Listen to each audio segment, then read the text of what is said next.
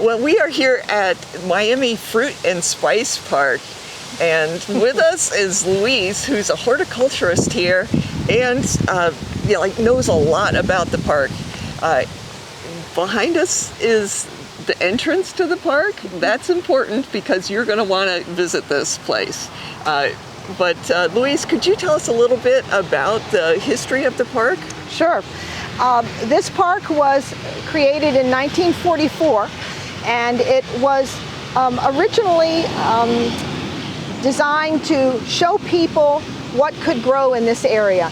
Most of the people that were moving into the Redland area were from up north, were from Michigan and New York, and they were coming to Florida expecting to be able to grow apples and grapes and peaches, things that they grew back home.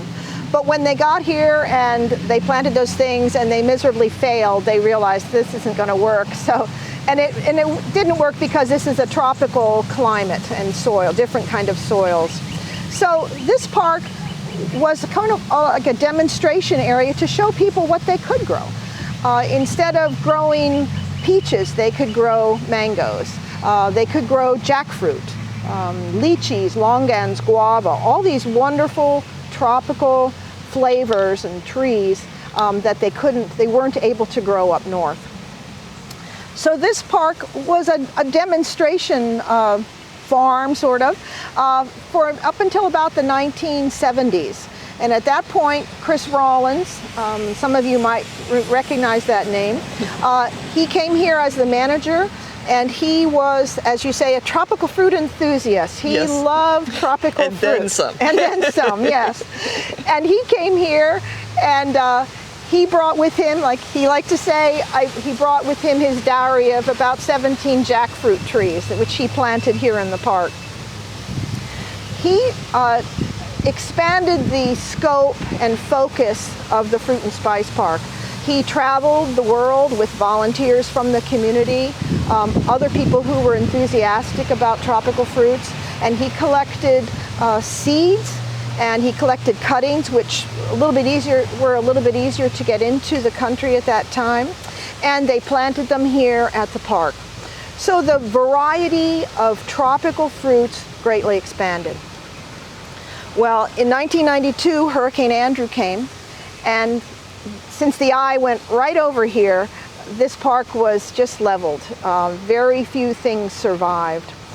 But with that tragic event, an opportunity presented itself in that now they could redesign and institute a plan they'd been thinking about, a new master plan, to make this park an ethnobotanical park, to show the public how man utilizes plants from around the world.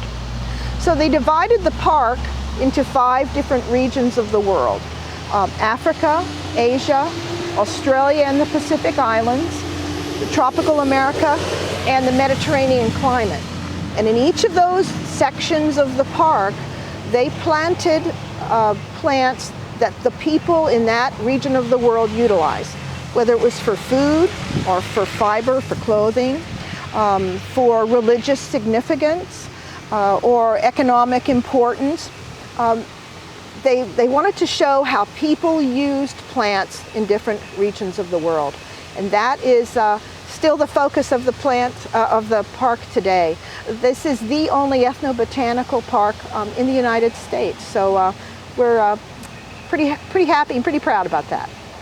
Yeah, I know you have a huge number of trees, yes. Very diverse things. And, so if you happen to be from a certain part of the world and you come here and go to the appropriate area of the grove, it will feel like home, I assume, for a lot of people. We are within, I think, about 100 miles of 3 international airports. And that brings a lot of visitors from all over the world. And they come here and they go into that section of the park from where they're from, and they recognize the trees from back home. Maybe their grandmother made a special dish, or they made a necklace out of some sort of beads or something. It has an instant connection to the majority of people that come here. So I know that this is a very popular place, but especially on weekends, I assume. Yes, it is. Saturday and Sundays are quite busy. But it's a 40-acre park, so you can spread out. Right. But if you like a little bit more relaxed, a little bit quiet visit, during the week is a little bit better time. Yeah, it's great. You know, we are here in the middle of the week, and there are very few people right now. Right. And so, you know, I'm hoping to take a look inside the park, but I do want to, you know, like mention again that this is a great destination. And when you get here, hopefully you can get here during the week and not on the weekend. So you have lots of parking opportunities. And you go into this house here, actually, I guess did it used to be a house? It's a replica of a schoolhouse. Oh, okay. And this replica of the schoolhouse used to live right across the street where the church is now. And Hurricane Andrew leveled it. So they were able to resurrect or redesign. Recreate. Recreate the schoolhouse right here. And the old cafe is a typical pioneer house. So yeah, you definitely, I mean, there's stuff to buy in there, but that's also the entrance to the park. And so you can go through the park, and then after you see all the wonderful things, you can go to the cafe and eat. Yes. Yes. Well, and also too, we have that rule that you're welcome to sample any of the fruits that have fallen onto the ground here in the park.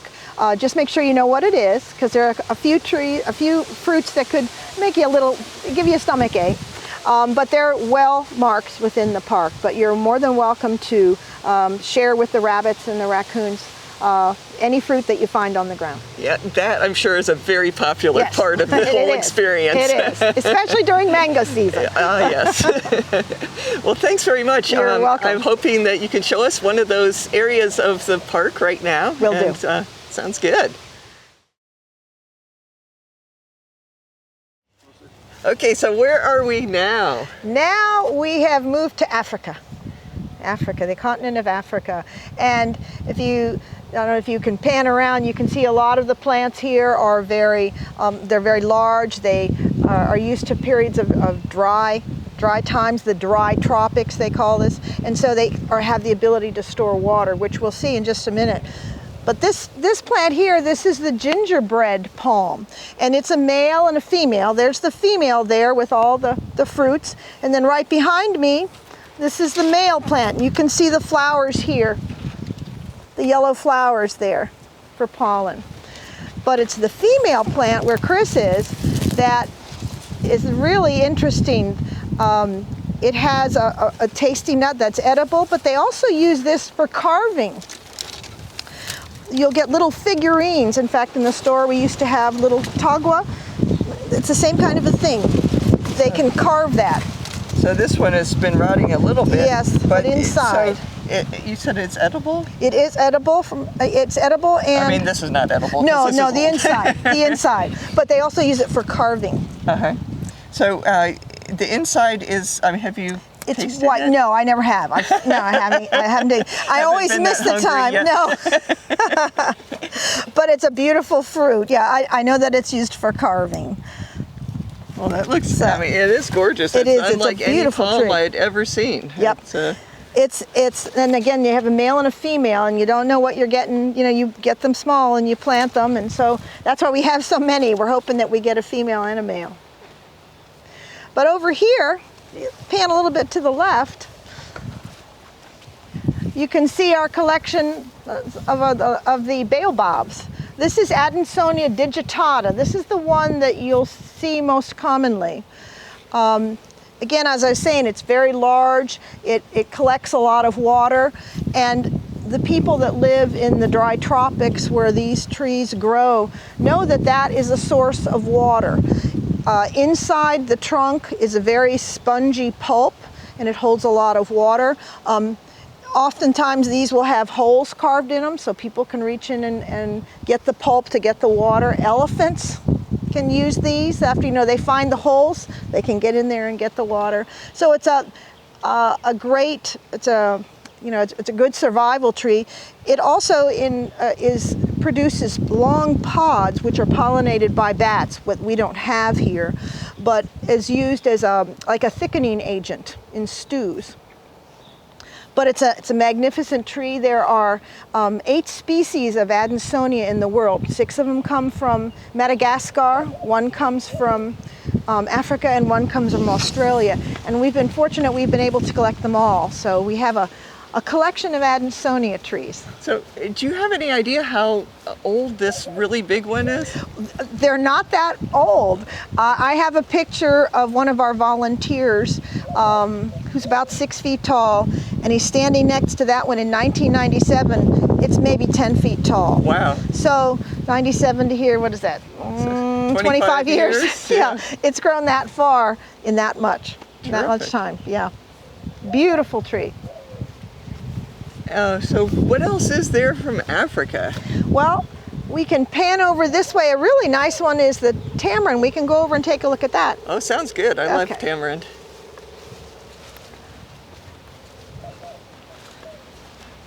Okay, so we're still in Asia, right? No, Africa. Oh, sorry. We're still in Africa. It was something with an A. Yes, it was. It was something with an A. So we're still in Africa, and we're standing in front of a rather familiar tree. Yes, yes. This is the tamarind tree. A lot of people think that this is from Central America, but it's not. It has its origins in Africa. And it produces these pod-like fruits here, which these are unripe, but we found one over here that is ripe. Oops. We found one here that is ripe, and the outside, the shell gets very brittle. It's very easy to crack it open there. I don't think you'd hear that. And inside, you see around that pod, all the beans, there's 3 different beans here, is an arrow, is a little bit of flesh around here. It's very fibrous and it's very sweet. Tastes a lot like brown sugar.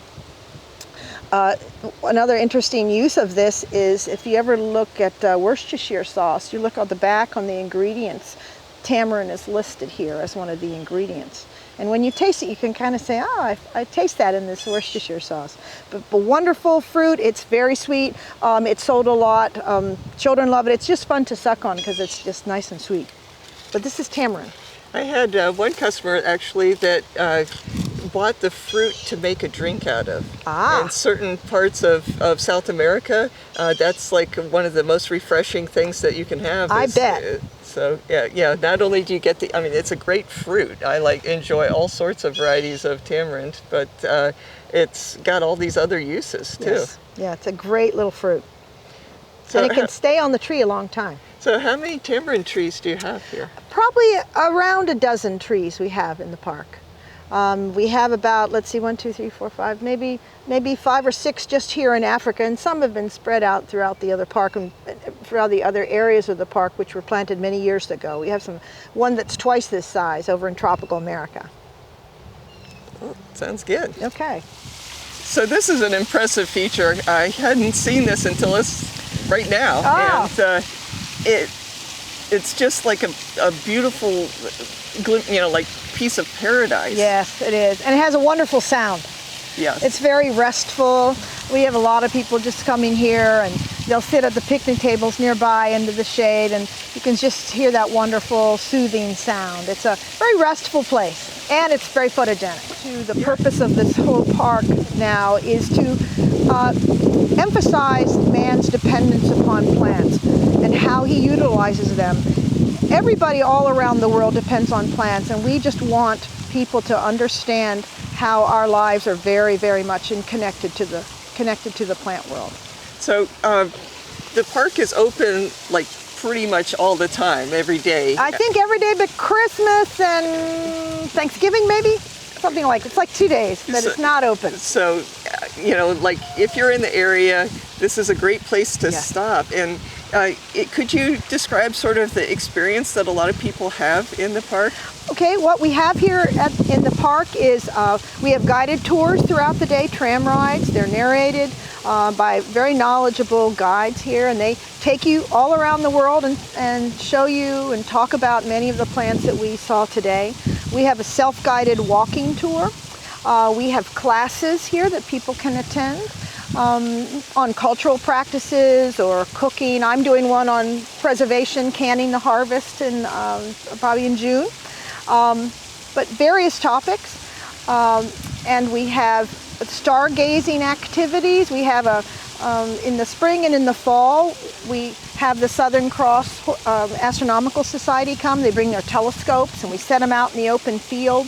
And we have it normally very close to a full moon. Mm-hmm. And they'll put their telescopes on the moon or on the planets or on the stars. And it's a wonderful opportunity for people to come out and into a dark, safe area lit by the moon. We have a campfire. We sell some more kits. So it's very much a family evening. Yeah, and you do festivals beyond that, in right? addition to that, yes, we have festivals, about 4 or 5 a year. They're scattered pretty much throughout the year. We have a heritage festival that talks about the heritage, the area, the history of the area, and it celebrates the plants and the fruits that we have here. We just had a blues and barbecue festival where we had blues bands come. We had barbecue trucks for selling barbecue. Sounds like fun. It was great, very relaxing. We have the summer fruit festival in June, and that celebrates all of the fruits that we have during that time. We usually have a very large mango display, so it's a good opportunity to see the different types of cultivars, and maybe you can find the one that's growing on the unidentified tree in your yard, hopefully. Yeah, we did notice a huge number of mango varieties here. Yes. Do you have any idea about how many you have? We have about 225, 30 mango trees, and we have about 180 known cultivars. So it's quite a selection. Yeah, yes. It's great. Yeah. It's a great one. And speaking of mangoes, we have a support club, the Tropical Fruit and Vegetable Society, the Redland, who has been with the park since the 1980s. They have been supporting us, and they put on an educational class called Mango Mania. And it's right about the time of the Summer Fruit Festival. And they collect many different types of mangoes, and they give samples. You eat till you're sick of mangoes.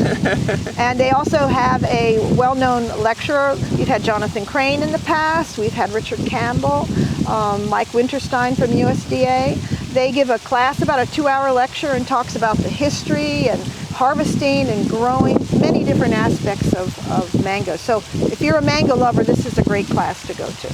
So, I mean, not only is this a great place to come if you just happen to be in town and you want to see all sorts of trees from around the world, the tropical world, but I've noticed some people in the park that seem to be regulars, and I'm assuming that you have a year-long membership available also? Yes, we do. We have a daily pass, but we also have a lifetime membership, an annual membership.